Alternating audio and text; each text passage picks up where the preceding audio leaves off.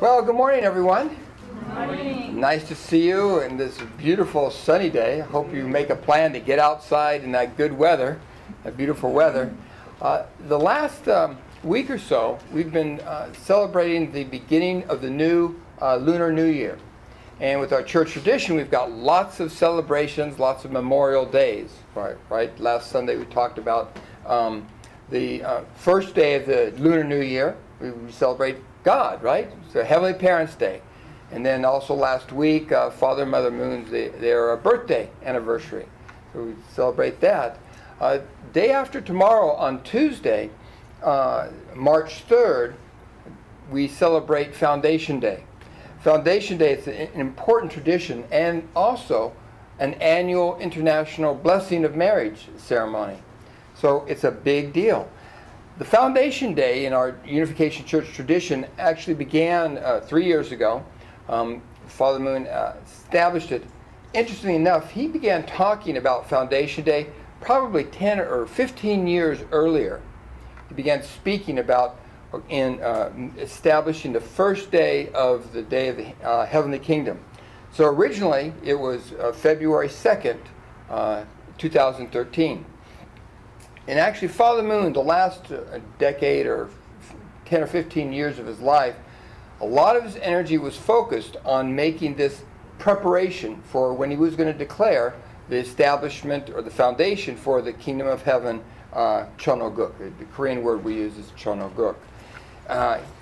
Father Moon, interestingly enough, passed to the spirit world about 5 or 6 months before Foundation Day came. So when actually it was time for Foundation Day, what happened was Father Moon from the spirit world and Mother Moon from the physical world did the declaration of Foundation Day. And so that's what we have, and that's what we're celebrating. You know, foundations are not all that interesting to look at. You know, usually they're just a slab of concrete or something. But if you don't have a good foundation, you have lots of problems. I remember when we first moved to California, my dad was in the Air Force, so he traveled around a lot. And he moved to California in Atwater, down south here, and knew that probably he was going to retire here. And so got the money together to actually buy a house. But instead of buying a house, bought land and built a house on it. So we were living in an apartment, and at some point said, "Oh, you want to go look and see the house?" So I think I've told some of you this story before, but we went over to see the house, and I was all excited. You know, I'm maybe, a teenager, and this is going to be really neat to see our new house that they're building. And I went there, and all I saw was a lot of mud and dirt and a big slab of concrete. And I was like, how boring. Foundations can be very boring, but they're very important. Actually, we went walking through it, and fortunately my dad had the blueprints, so he could point out the blueprints. So we went over this section, and all I saw were concrete and pipes sticking up. And he said, "Well, now see this section right here? That's where your room's going to be. And then over here, this is where the family room and the living room and the kitchen and the other bedrooms." And so actually, when I started looking at the blueprint, I got a vision and started getting excited. Now, again, that foundation was kind of boring. There wasn't a whole lot there. But when I could catch the vision of where that foundation, what that foundation was building towards, then I got inspired. This is why we spend a lot of time studying divine principle, trying to get an understanding about the vision that God has for this world. Foundation Day means the beginning. It's just the starting point. But the starting point is very important. In fact, even the word foundation, it's the base on which other parts rest, stand, or overlaid. And especially you ask some of the home inspectors, and they talk about a healthy building. You look at its foundations. Are the foundations strong? Are they healthy? Mother Moon last year spoke a little bit about what a healthy foundation was. Because we're talking about building the foundation for building God's heavenly kingdom of true love. And she emphasized 4 major points that for us to look at, because the foundation's been laid. It's an amazing foundation laid for sacrifice of Jewish history, Christian history, all of human history, the saints of history, Jesus Christ's life, and Father and Mother Moon's life, and early church members. all the sacrifice and work was done, laid the foundation that we're now building upon. But we still have to build. We have to build on this amazing foundation that we have. So the first thing she emphasized to us is that we have to, in our own families, in our lives, practice heavenly tradition. Keeping God at the center of our lives, a regular practice of study and prayer and living for the sake of others, tithing, multiplying, all these basic traditions that we build that beautiful structure of the kingdom of heaven on the foundation that someone else has already laid. Also, the importance, the second point she made was the importance of building families of true love.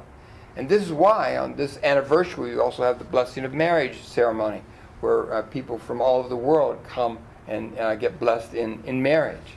The importance of the family as the school of love. Family is critical for building that heavenly world, that ideal future. And also she calls it, she says, it's not just you look for the Messiah out there to solve your problems. Each one of us is called to be a Messiah to our tribe, tribal Messiahs. That means people who invest and care for not just our family, but also that's our tribe, our distant relatives, our co-workers, our fellow students at school, our neighbors, the people in our life around us. They are our tribe, and God wants to work through us to be a blessing to those people. So she says we need to think of ourselves and take the responsibility as tribal messiahs in order to build that. And then the fourth point she made is that everything has to be centered on love. So in this world, we need to cultivate a culture of heart. Nowadays, more we have a culture of law, legalism, right? You can pass laws to pass regulations to keep people from doing bad things, right? Many laws and regulations. If we have heart, then those regulations don't become as necessary. Because, in a legalistic world, you can follow the letter of the law and really destroy the heart of the law, right? But if you're following the heart, then you're actually even more strict with yourself. Yeah, probably legally you could get away with it, but from a heart perspective, no, I wouldn't want to do that. So cultivating that culture of heart is something that starts with our own families, but then expands to all of our relationships. So True Mother has made this time of year an important day for lots of events to help cultivate and build this heavenly kingdom. And here's just a brief look at some of the things. These are some of the schedules that I could see on the internet. I found on the internet some of the Foundation Day events that are happening this week. Actually, this Friday, Saturday, and Sunday, they had a national CARB conference. That's the university students who are Unification and those who are studying the Unification principle and its application. So university students from all over Korea came for this 3-day conference that began Friday and ends today. And then also, yesterday, they had the Wangmo Pyeonggae Foundation Scholarship Program, where they have many students from all over participating. They even had Divine Principle lecture competitions. And then on Sunday, today, they begin a 3-day Cheonoguk Festival. Again, Cheonoguk, Heavenly Kingdom. Citizens of Cheonoguk Festival with entertainment and activities and fairs and things like that goes on for 3 days. It's a 3-day festival. And then also today for these 3 days, there's World Press Conference. So people from all over the world can hear and find out the information. Tomorrow, there'll be the celebration of the 20 years of Cheongpyeong Works, which is our spiritual retreat site. And then also they're having a couple of symposiums, one for Korean and Japanese university students talking about peace, and also university students discussing how can we bring peaceful unification in Korea between North and South Korea. A busy week, right? And then Tuesday is Foundation Day. That's the main day. And of course, we have the Foundation Day event, but also this blessing of marriage ceremony, which is really important, the cosmic blessing of marriage ceremony. Thousands of people will come from all over the world to get blessed in marriage the first time, but also people all around the world will be participating via satellite. So it's an amazing day. There'll be cultural programs and performances and a fancy luncheon and things like that. But it doesn't end. The next day, there'll be a victory celebration, and they'll have a international leaders meeting, and all kinds of conferences and activities going on. So Mother Moon is invested to make all of these activities kingdom building activities. In that speech last year, Mother Moon said, we need to think about the realization of Chonoguk, the heavenly kingdom, all the time in order to become true owners, to be the true people who are responsible for creating this heavenly kingdom. That's us. That's who God's called us to be. We need to have that in our mind all the time, always thinking about it. So these are the key points. Keeping a heavenly tradition, being families of true love, reaching out to our tribe, and cultivating that culture of heart in this world. Well, we're going through this series now on Fulfilling Relationships series. And as I said last week, relationships are at the key of the Unificationist worldview. Everything exists because of relationships, down to atoms and molecules, to our body, and to people and nations. Everything is about relationships. So I want to spend a few minutes just discussing some of the importance of relationships in our lives. It's not just the divine principle that says that, it's practically when we look in the world. So first of all, relationships determine our level of happiness and success in our life. Even though we may want to go climb on a mountain and say, oh, I'm perfectly content on a mountain, we are designed for a relationship. That's who we are. And the truth is, no amount of money or achievement or power or knowledge or information can comfort our hearts when we have bad relationships, when we have conflicts, when we're frustrated in a relationship, when we have a broken heart because of a relationship. Our relationships, when they're out of order, when they're not working right, our lives are miserable, regardless of the external circumstances. And when we have positive, healing, healthy relationships, then even we're going through the most difficult times in our lives, we still have strength to go through it and be victorious. So relationships are so important and fundamental to our happiness. But the world that we're living in is not supportive of good relationships. It's supportive of bad relationships. In fact, there's evil forces always trying to disrupt our relationships. Money, economics, emotional, spiritual attacks, all kinds of attacks. In fact, if you look at the world, there's nothing out there right now outside of the spiritual realm, religion and like that, that's supporting healthy relationships. Healthy, godly relationships between people. Look at the media, look at what's on TV, look at the movies, music, even peer pressure that we get from our community, entertainment, even our job wants to sacrifice everything for the sake of our job. And marriage, family, friendships, and business partnerships are critical for us to having a fulfilled life. And yet the environment is not supporting. In fact, it's destructive against that. So the other important point to understand and remember about relationships is that they're not easy. They take effort. They take our investment of time and energy. We have to fight to preserve them. We have to fight to have a healthy marriage. We have to fight to keep our family, to nourish our family, to have good relationships with our friends. It's something that we have to invest in. It takes energy. So we can't give up without a fight. Right? We need to invest our heart to make good relationships. And finally, the kingdom of heaven is built on healthy relationships. God's design for our lives is all about relationships. The purpose of life is joy. And that joy comes through loving relationships. Relationships that we have with our family, relationships that we have with God, with the people around us, and also the relationship that we have with things in creation. Everything is built on relationships. So God's kingdom, God's design for fulfillment, joy, and happiness in our lives all comes as a result of relationships. It's interesting. Father Moon, in 1996, he actually changed the name of the Unification Church. He said, I don't want us to call ourselves Unification Church anymore. Change this, let's be the Family Federation for World Peace and Unification. And he changed the logo.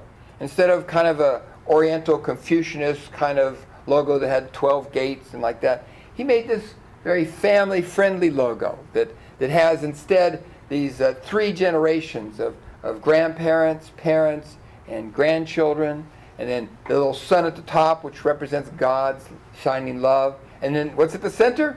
There's a heart. The love is at the center of all these things. And this became the motto and the vision that Father Moon promoted. So that rather than being a church, he wants us to be a movement to bring family back, family up, raise families up, and bring them back to God. So Father Moon, changed this and made these changes for the purpose of building the heavenly kingdom. Because it's not just people who are joined the Unification Church. It's people who are connected to God that count. People who are living lives centered on God, and most importantly, the foundation of marriage and family. So today, in our conversation about fulfilling relationships series, we're going to talk about marriage. Because marriage is the building block of the kingdom of heaven. And this is also why we have Father Moon and Mother Moon conduct these blessing ceremonies, these blessing of marriage ceremonies. We know from the very beginning, Adam and Eve were where it first went off. The very Garden of Eden, the first family, first couple was Adam and Eve. But rather than creating a family centered on God, they created a family centered on selfishness. And that's what we've suffered from throughout history. So the blessing of marriage is about restoring that and building the kingdom, starting from holy marriages that God can work through to build families, societies, and a world. Here's some of True Father's words about the blessing. He says, "Why do we term the marriage ceremony to receive the blessing? According to the principle, if Adam and Eve had not fallen and had become perfected, they would have stood in the position to receive the blessing. Through their blessing, or their marriage, God's love would have appeared in the world." So Father Moon's become the champion of conducting weddings, right?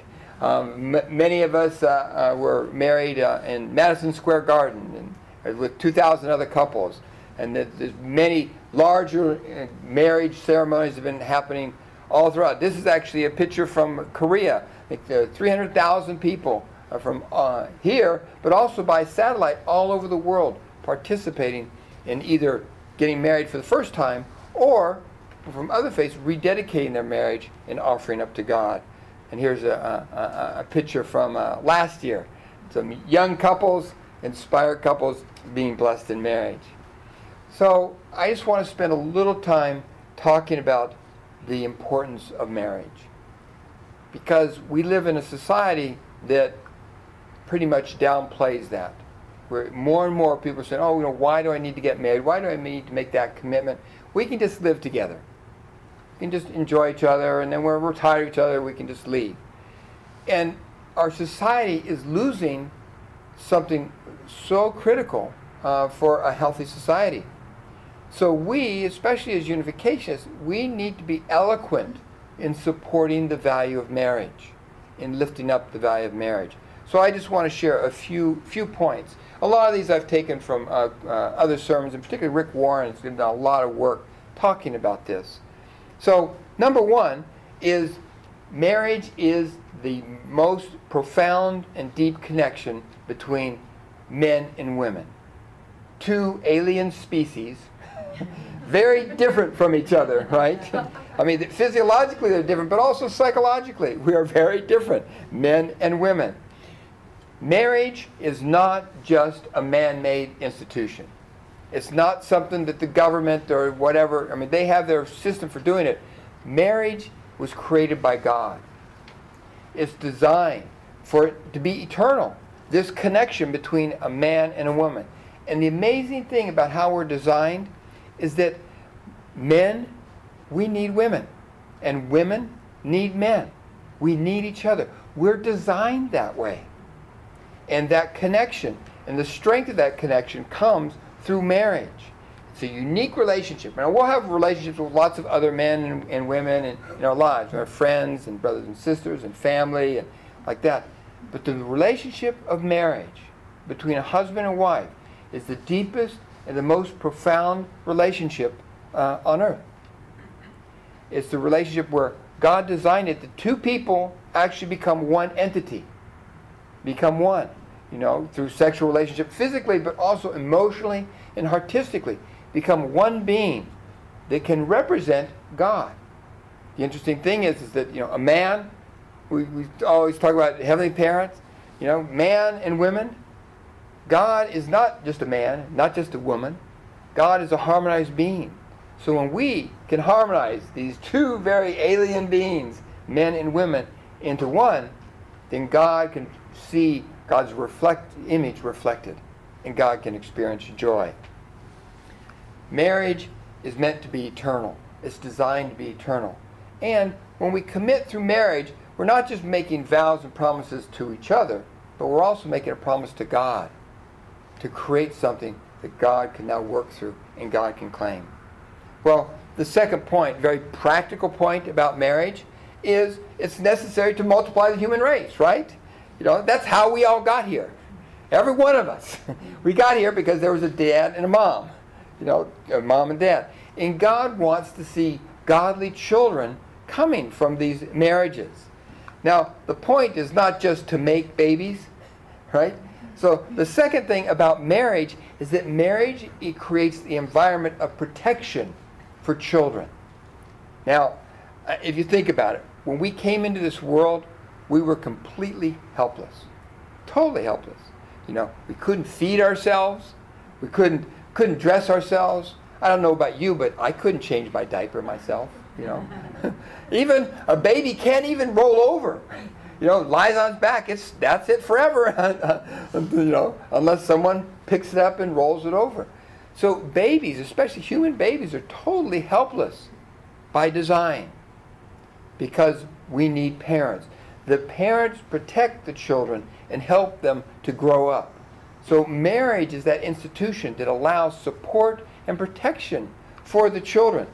There's a number of studies, and I picked up some research that the other pastors have done, but there's over 150 studies, that show that with the difference between children that grow up with two parents versus those who grow up with one. Number one, they have a higher risk of failing in school. They're much less likely to graduate college.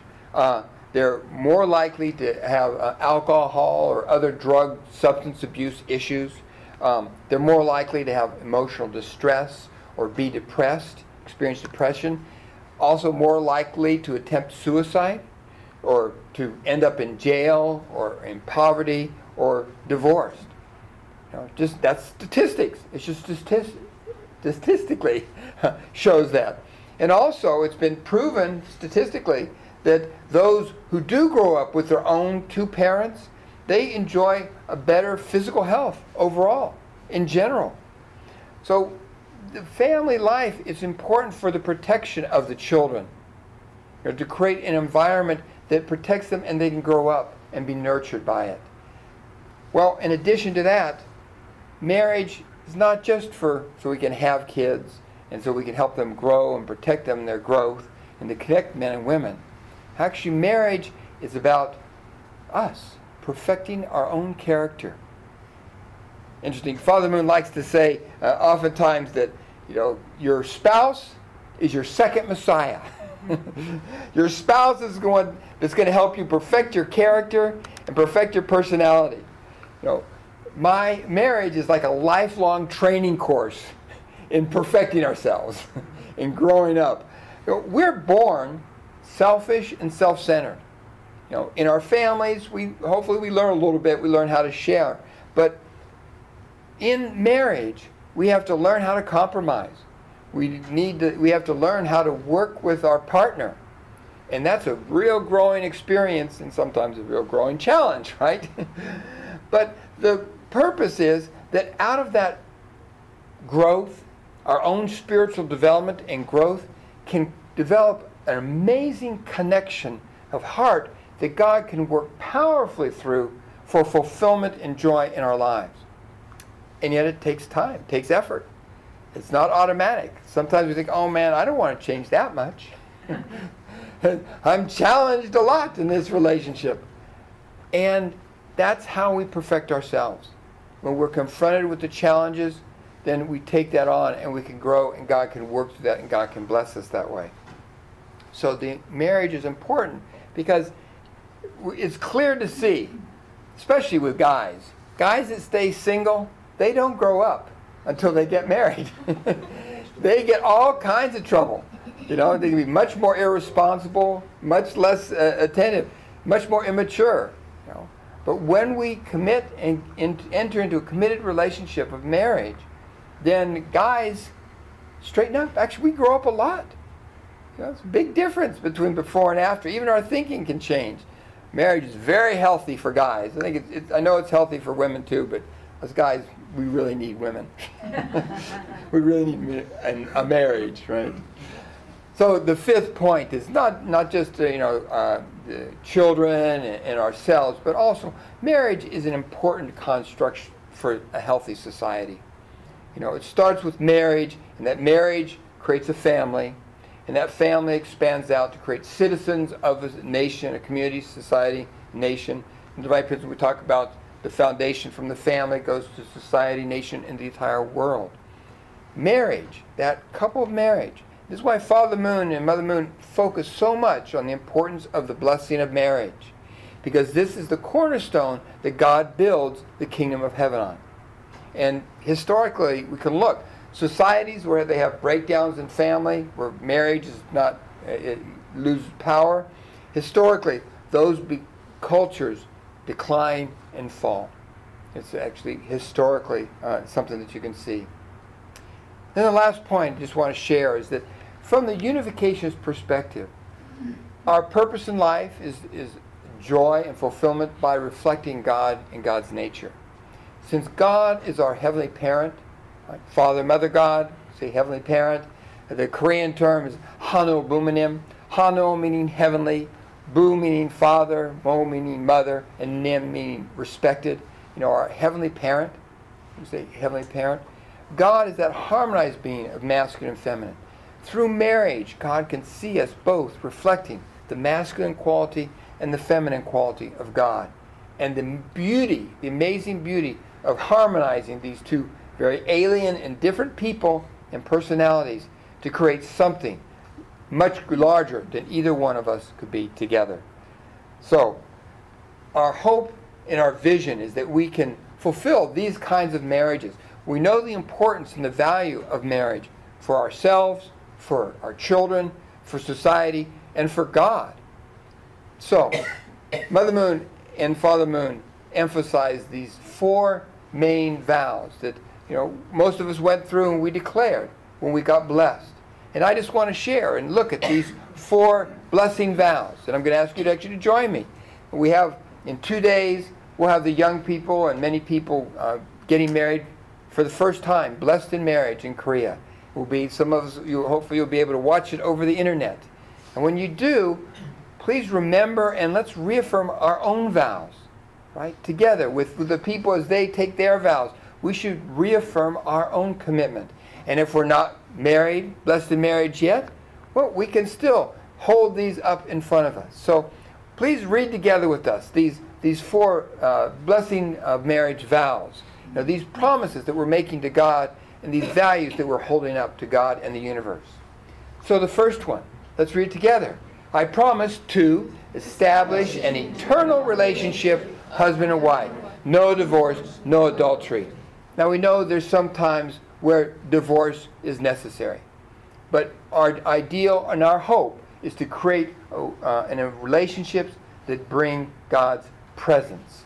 So then the second point, number 2, I promise to become a true husband and wife and to raise our children to live up to the will of God and to educate them to be sexually abstinent until marriage.